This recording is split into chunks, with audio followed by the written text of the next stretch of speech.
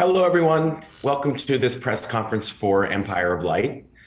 I'm Dave Carter from Turner Classic Movies and Entertainment Weekly, and it's my pleasure to be here with 5 members of the cast and crew of this lovely film. I see Toby Jones. Hello, Toby. Hi there. Tanya Moodie is here. Hello, Tanya. Hello. Michael Ward. What's Hi, good? Michael. Olivia Colman is here. Hi, Olivia. Hi. And producer, writer, and director Sam Mendes is here. Hello, Sam. Hi, Dave. Hi, everyone. So here's how this works. For all of my fellow journalists who are watching, please submit questions via the Q&A tool on your screen. And when you do, make sure to say who you are and what outlet you're from. And I have a bunch of pre-submitted questions that you all have given to start off with. So I'm going to kick off with those. The first one is from Scott Orland from Cinema Online. Sam, this one's for you. Scott says this film is a Valentine to the magic of movie theaters. What was the first movie theater you went to? What do you recall about the experience? And do you have some regret that a new generation might not have the same sense of nostalgia about the experience that you did? I do have a lot of regret that the next generation won't have the same degree of nostalgia, not just for the places, but also for the things that we see in the movie, the projection booths, and a concession stand. But having said that, there are some amazing cinemas still alive, and I think we should celebrate those and keep those alive rather than worry about the past too much. My first and favourite cinemas were in Oxford, and in fact Toby probably went to them as well, because we grew up in the same place, there was a place called the Penultimate Picture Palace, and there was another one called Not the Moulin Rouge. And they were rerun houses and repertory cinemas, and kind of impossibly amazing places that had, they showed the movie once and moved on. They had staff of people who literally spent the entire day carrying in canisters of film, projecting it and taking it out again. And yeah, I love those places. They were amazing. Mm. Well, the next question is kind of a good segue, and you touched on it a little bit. This one's from Gadi Alkan from Selling Film News, who wants to know from all of you, and I'll call on you like a teacher, is there a movie theater in your real life that holds meaning, and can you share why? So Toby, is it the one that Sam alluded to, or is there another? Well, I do remember those cinemas very well. They're still there. Well, not one, but I lived in Paris for a couple of years when I was training, and the cinema culture there, where you can see a movie from virtually any era, in any genre, pretty much any day of the week. That was kind of I saw more movies in 2 years than in a 2-year stretch than I'd ever seen before, and they were all sort of uniformly well organised with great information you could pick up, and also impossibly cool clientele that you could associate yourself with. Tanya, same question to you. Well, where I grew up, there was a sort of predominance of multiplexes, but there was one, I would say, kind of like an art house type of cinema. I can't remember the name of it, but because I was in my teens, and it used to be basically populated by teens that would go to see things like the Rocky Horror Picture Show, and do all the singing and all the dancing and everything. And I think it was the sort of the nature of all of these teenagers coming together in the dark and doing their things. And I just remember passing fags back and forth, because you could smoke in cinemas back then. Oh yeah. And there was always this thing of like, that was a place where you got up to all sorts of that, kissing, smoking, singing, chucking things about, and you just felt this sense of freedom in the dark, and also kind of seeing these stories on a big screen. Olivia, how about you? I remember I grew up in Norwich. Well, in the north of Norfolk, we'd travel into Norwich to go and see films. There was the Odeon, and I think the Prince of Wales cinema, and also there was the Art Cinema. So as I got older, became a teen, I discovered the Art Cinema, and it was sort of a game changer. I felt very cool that I was going to see some arty films, and I sort of discovered a whole new genre of filmmaking that I didn't know existed before. But that was a big event, travelling into the city for an hour to go and see a film. Very exciting. Michael? For me, I grew up like around Romford area, and that's where like we used to go a lot of the time to go watch some movies. But I remember we used to go to the View Cinema a lot, and then they opened this new one called the Premier Cinema where the tickets were like £4. You know, and obviously when you're in school, you're like, yo, £4 cinema, £4 cinema. So you always used to go there, and yeah, that's kind of like a place that, you know, I just watched a lot of films with a lot of my friends. So yeah, that kind of is special for me. That's great. Here's the question for Olivia and Sam. This one's from Alison D'Souza from Singapore, the Straits Times. And Alison says, this movie explores the idea of ad hoc families, meeting people who become like family to you. Who or what are some of the ad hoc families you have each become a part of in your own lives? And do you see any of what you've experienced there reflected in this film? So Olivia, start it off. I think almost every film or job I do, you have a sort of part-time, temporary, ad hoc family. You become very close. You're in each other's pockets, you know, day in, day out.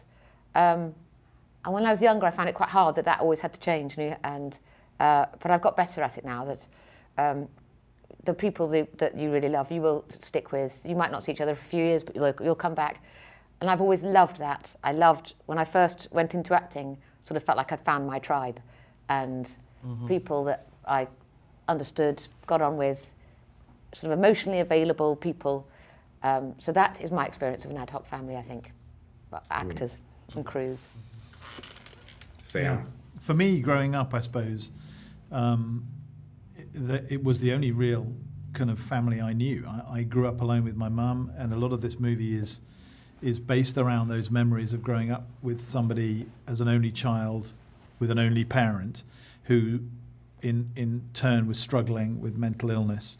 And a lot of what I went through with her is reflected in Hilary's journey in the movie.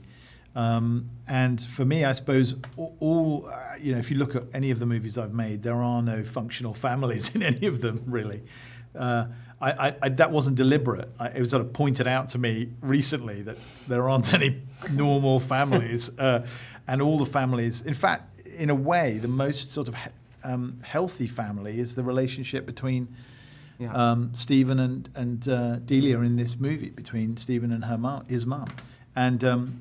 So yeah, the sort of collection of eccentrics that gathers in the cinema is very much like the collection of eccentrics that gather in the theatres that I worked in, and the families I found were all, cobbled together outcasts who found somehow a home in those places. That's great. Here's a question from Aniko Navai from Hungary. Hello Hollywood is her outlet. And the question is also for Sam and Olivia. What's your most memorable cinema experience that might have triggered you to become a filmmaker or an actress? Olivia, is there something that comes to mind? I do remember, it was after I decided I wanted to be an actress, but I watched Breaking the Waves in an art cinema in Bristol when I was a drama student, and that was when I went, that work, it was so breathtaking. I never want to watch it again. It was too upsetting. But Emily Watson, to me, blew my mind. And that's when I went, I want to work like she works. Sam? I guess there's sort of two different parts of me. The 9-year-old was Live and Let Die at the Odeon in Camden Town, probably 1975, 76. Yeah, I remember that vividly. All the black magic and all the voodoo, which retrospectively perhaps doesn't hold up quite so well, but at the time was thrilling and dangerous and weird and sexy. And then when I was a student, a movie called Paris, Texas, Wim Wenders movie, that really was the first time I thought maybe I could make movies. It was the first time I sort of was introduced to the notion of to be able to see the contemporary world as a mythic landscape rather than as something domestic and small. So those two things, I think, were probably my pivotal experiences in cinemas. Okay, that dovetails nicely with another question that's been submitted for all of you. Jack Smart from the AV Club wants to know, what are your favorite films that you saw growing up that were formative? So Olivia and Sam, I'll get to you at the end if there's something else you want to bring up other than the ones you've just mentioned. But Toby, let me start with you on that. Well, I think when I was growing up, I'm sort of nostalgic about this, about films that I wasn't meant to see at the age I was, that they were aimed at an age slightly older than me, and they promised a kind of adult world that I was in a hurry to get into. And so I remember seeing on TV a couple of Joseph Losey films, particularly The Go-Between, which I found deeply upsetting, but I didn't know why I found it upsetting. I understood everything that was going on, I understood the plot, but there was something about the atmosphere. To a certain extent, you know, you are the hero, you go with the hero of the story through it, and so you identify with them, and he is ignorant until the very end. But that had a huge impact on me, and I think, I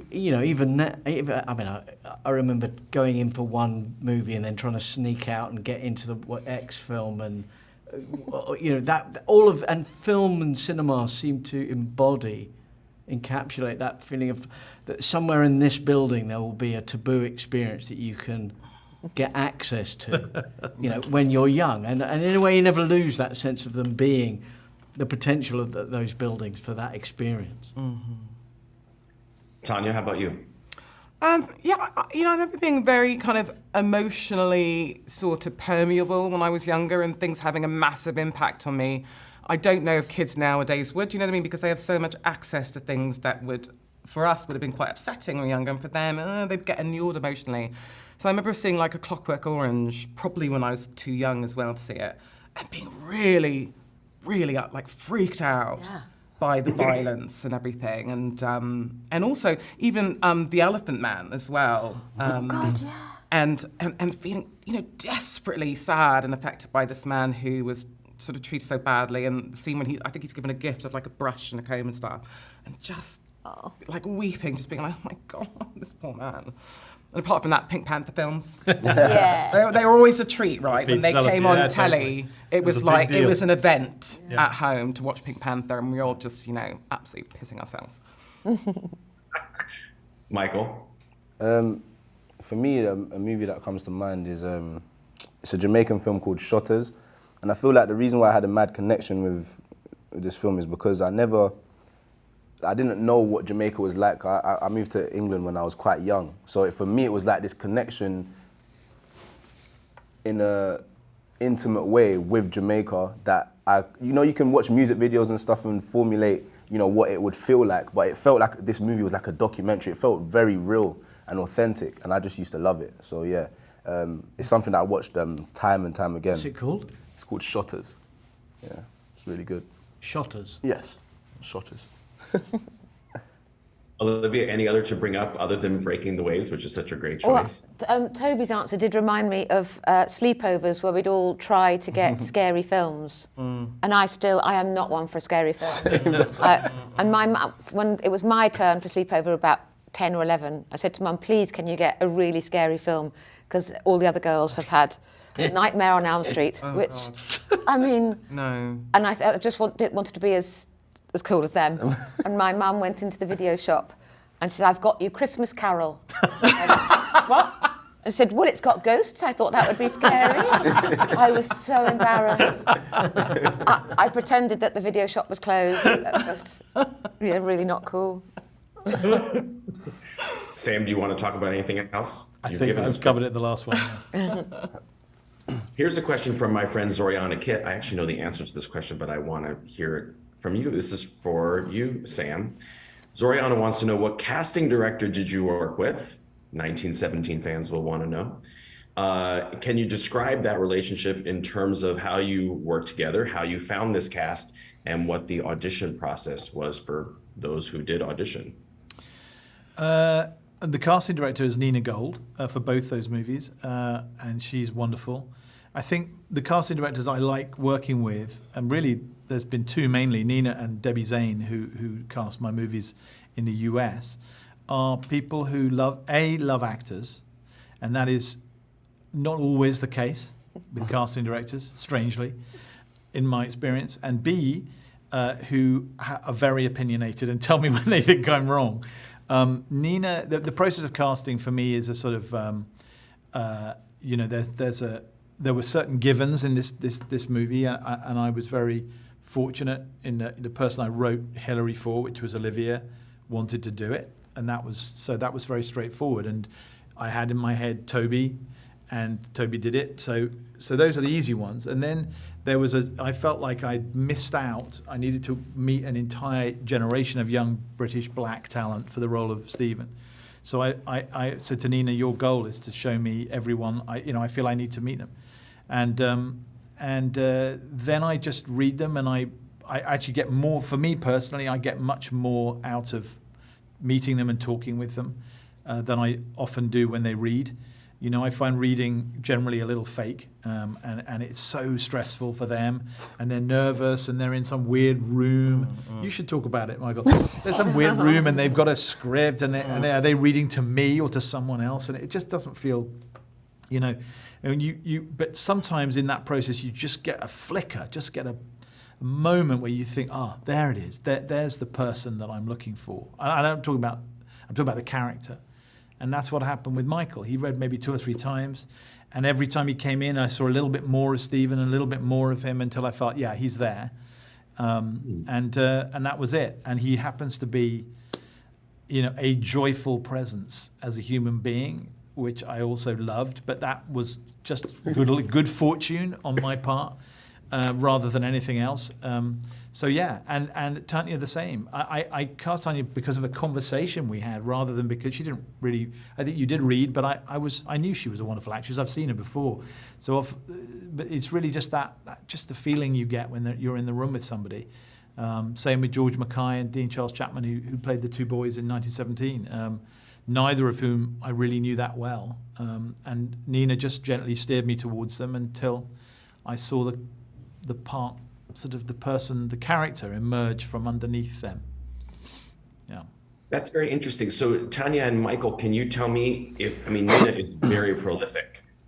She works on, numerous movies every year. Did you two already know her? Do you make it a point to get to know the top, especially UK-based casting directors, Michael? I'd been introduced to Nina before through her friend Carmen Cuba. I'd done a movie that Carmen cast, and then she introduced me to Nina actually at around the same time as the BAFTAs again.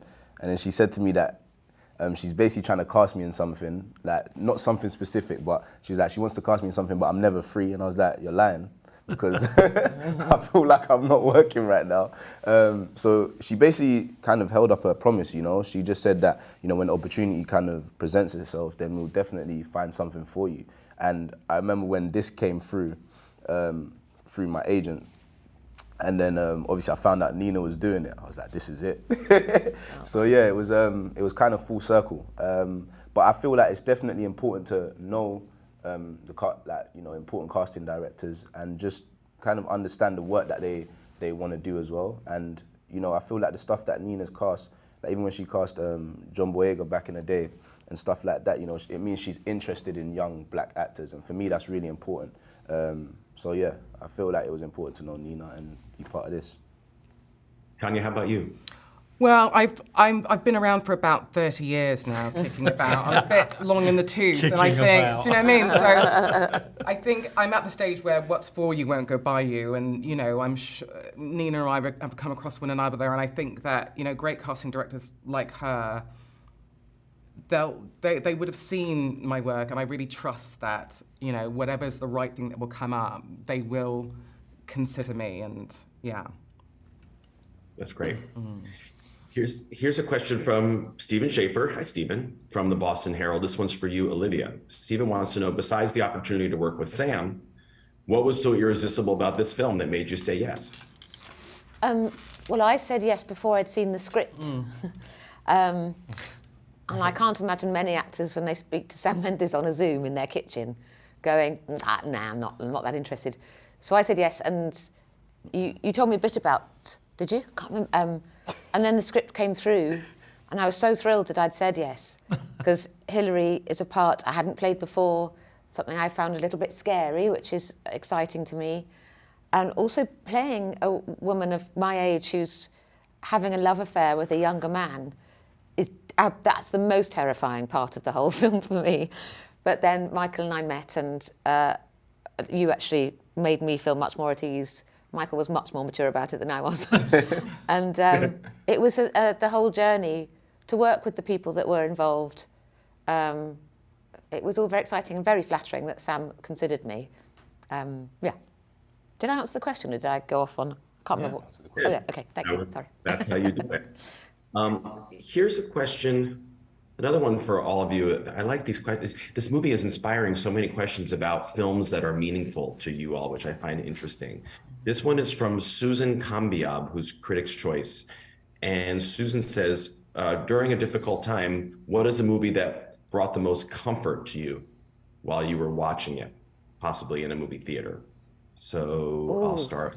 Don't do me first. It's hard, isn't it? Yeah. That's hard. My comfort viewing is weirdly in a movie theatre. I mean, I guess our minds immediately go to the pandemic, weirdly. So the idea of like what comforted us during the pandemic is not a movie theatre, sadly, because we weren't able to go. But I find that I go back, as a filmmaker, I go back always to the same films to remind me how to make films.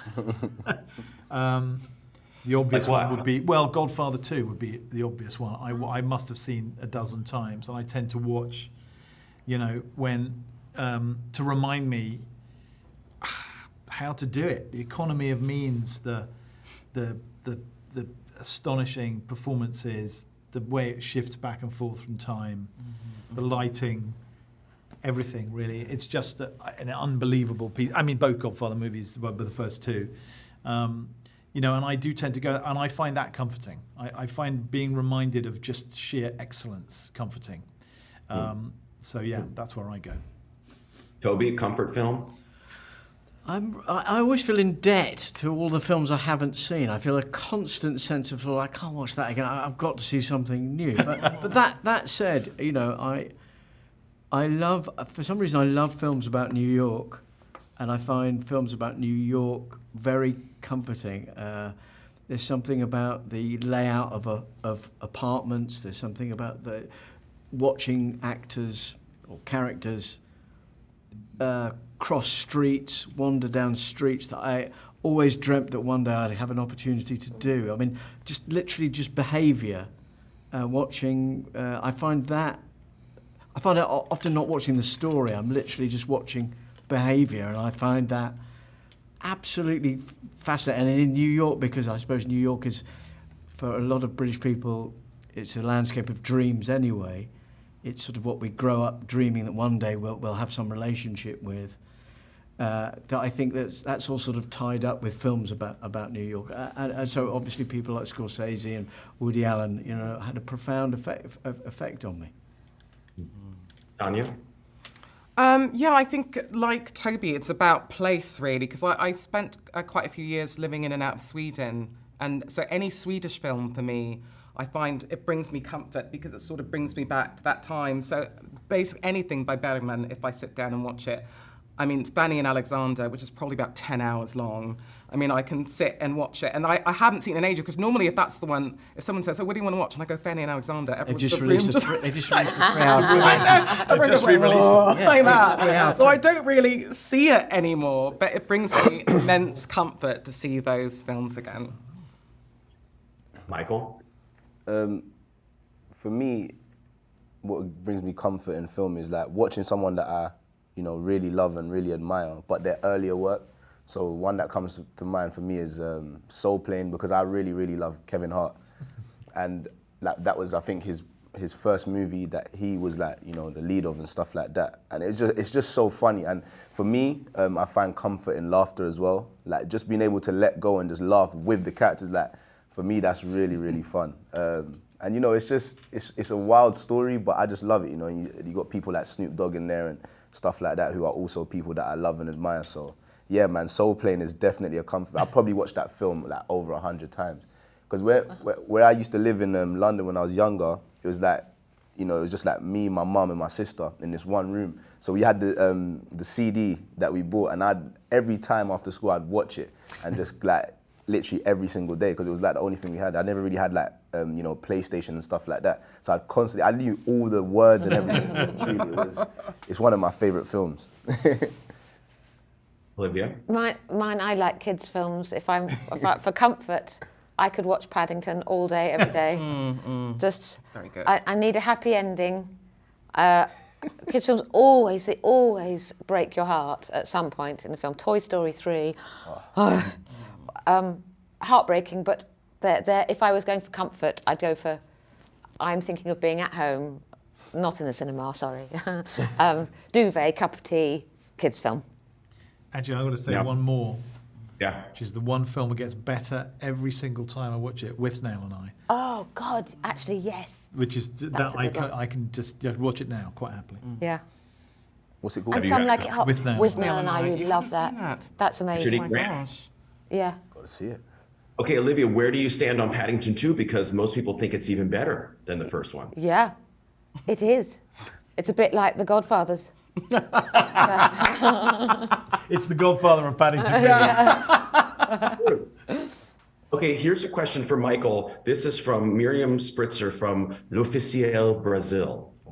And Miriam says, Michael, since you are the newcomer to the industry in comparison to this outstanding cast, how was the experience of working with these veterans in the industry and playing Steady. Olivia's love Veterans. interest? Steady. I think for me it was a joyful experience to, you know, like put that into one word. But I just really, really learned a lot, and I really, really enjoyed my time kind of just embodying the character and seeing how the others, like, you know, would kind of take to that. So, you know, and every actor was different, you know, especially because I had intimate scenes with, you know, with Olivia, with Toby, Tom, Brooke as well, and obviously Tanya, you know. So it was like seeing how everyone kind of processes things and how everyone works. For me, I soak up all of that information. So it was really helpful because now moving forward, I know the stuff that works for me, and being assured in that is what I really learned, you know? Because sometimes you're thinking like, oh, damn, I need to do this, I need to do that, and then I see Olivia and then she just comes in and she's just able to, like, you know, essentially spit fire because she just becomes, and, you know what I'm saying? And I'll see like Toby come in and, you know, he's going over the words and I'm like, you know, like maybe I should do that. But now I just know like what I want to do, you get what I'm saying, which is really special. Now I'm more self-assured in that and trusting my instincts and seeing, you know, where that can kind of take me, and being able to be directed by someone like Sam, you know, and being open to that. I learned a lot of that from the guys. So yeah, it was amazing. Sam, here's a question from Lena Bas from Ukraine. And she took note of this concept of cinema as a shelter, a physical shelter and a mental one. Is that something that you wanted to explore?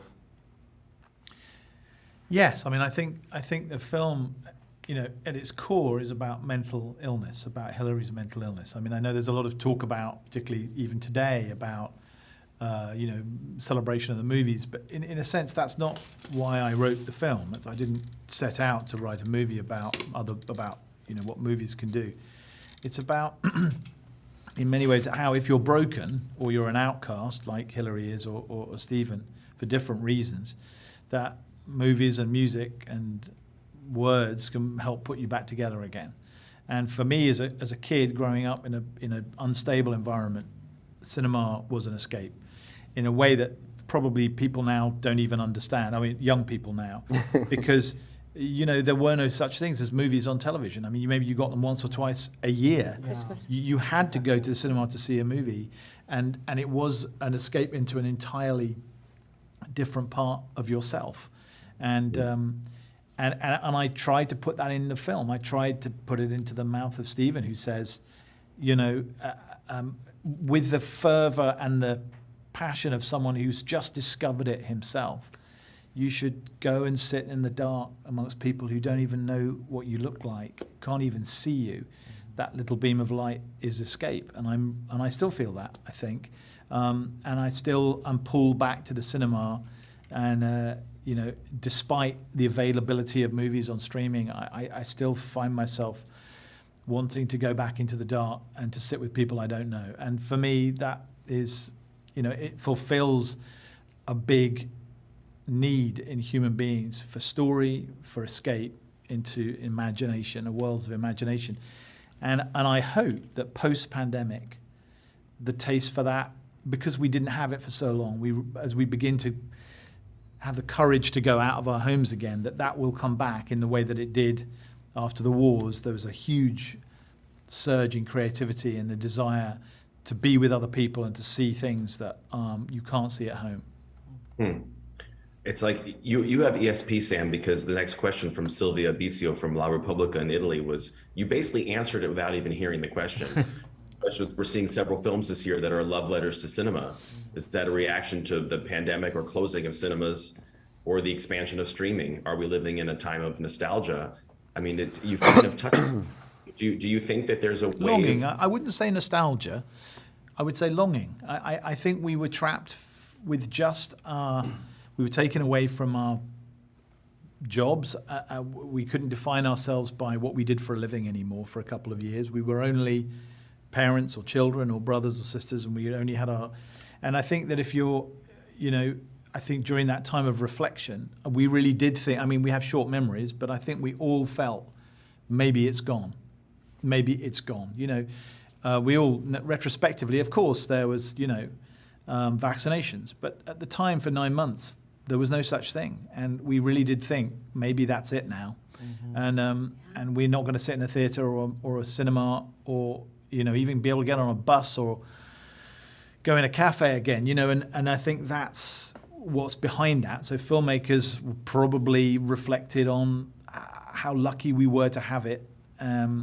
And how much we miss it now. It's gone, and that's probably gone into a lot of the movies that you're talking about. Yeah. Okay, here's a question for Olivia and Michael. This is from Deborah Wallace from Parade.com. Deborah says, what are the life lessons that you think can be taken away from this movie? And how did the two of you get back to your real lives after filming the highly emotional scenes here? Olivia? I'm not one that takes things home with me, so I was fine. But, I like to throw myself in, be as truthful and honest as possible in the moment, but then I don't have that problem, which I'm very grateful for, that it can leave a residue. I don't have that. What was the first bit of the question? Life lessons that might be taken. That's a hard one. I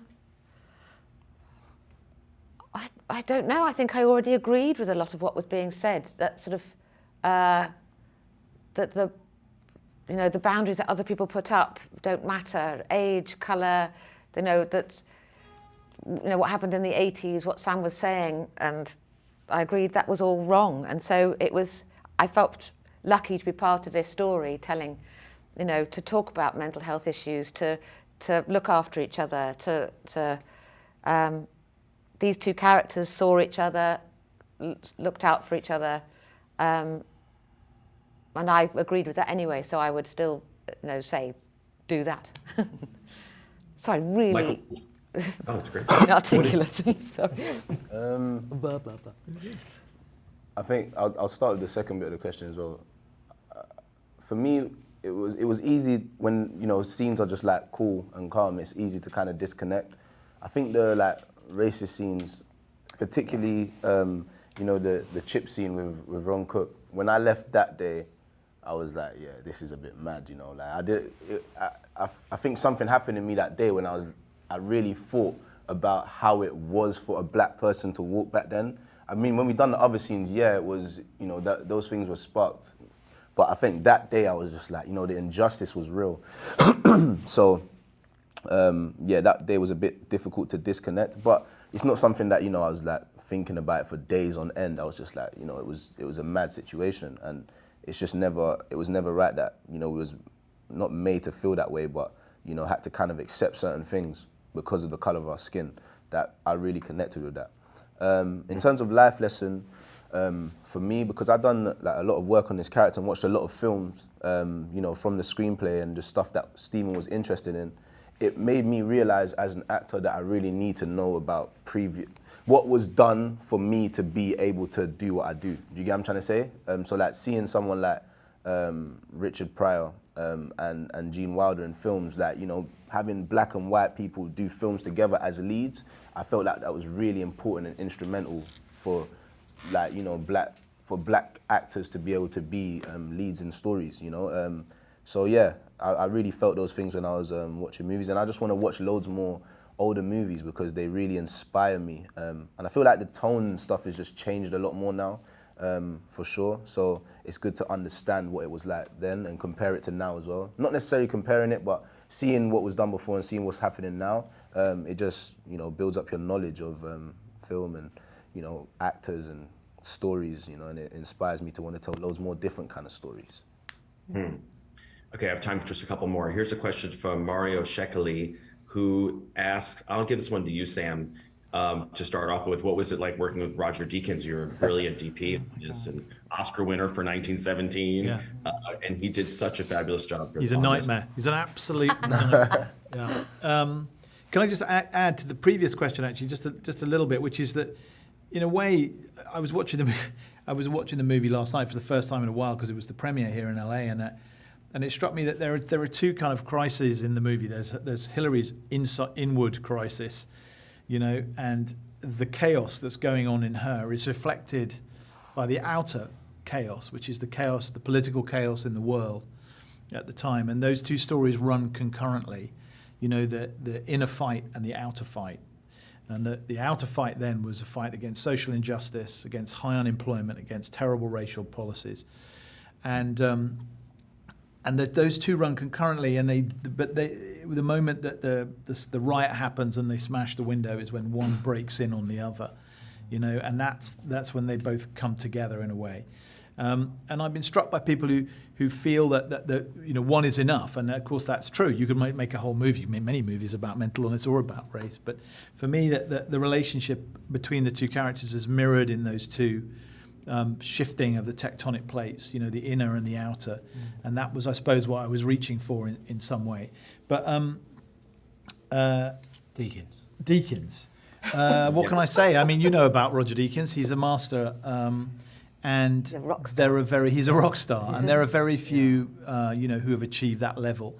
What I admire about Roger, and I've, you know, worked with him nearly 20 years now, is his refusal to rest on his laurels, his refusal to repeat himself, his desire to do the right thing for the story and never show off.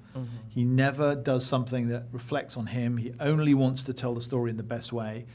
So if it's a movie like Fargo, for example, he'll adopt a very observational, you know, measured style, but then he can work on something like Barton Fink, for example, very expressionistic, almost comically, you know, almost caricatured. And between those two poles, you know, he has an immense control of tone and range. And so the movies I've worked with him on, you know, Jarhead would, you know, we shot all on handheld cameras. There was not a straight line in the movie. And then you go somewhere like this, which is very composed, very still. Or, you know, 1917, which was one unbroken shot, or Skyfall, which was, you know, on a totally different scale. And each one, he's, you know, it's like starting afresh. It's as if he's never made a movie before. And I think there's a lesson there for everybody. That's great. Okay, since there's 2 minutes left, I'm going to ask one more question. This is for the 4 actors. You each have 30 seconds. This question is from Henry Pham from Movies 365 in Dallas. He wants to know from the 4 of you, what was your favorite scene to film? Toby. Oh, God. 10.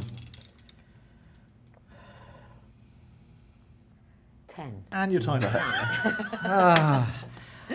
I loved all the scenes. But I would, it's very very hard to say.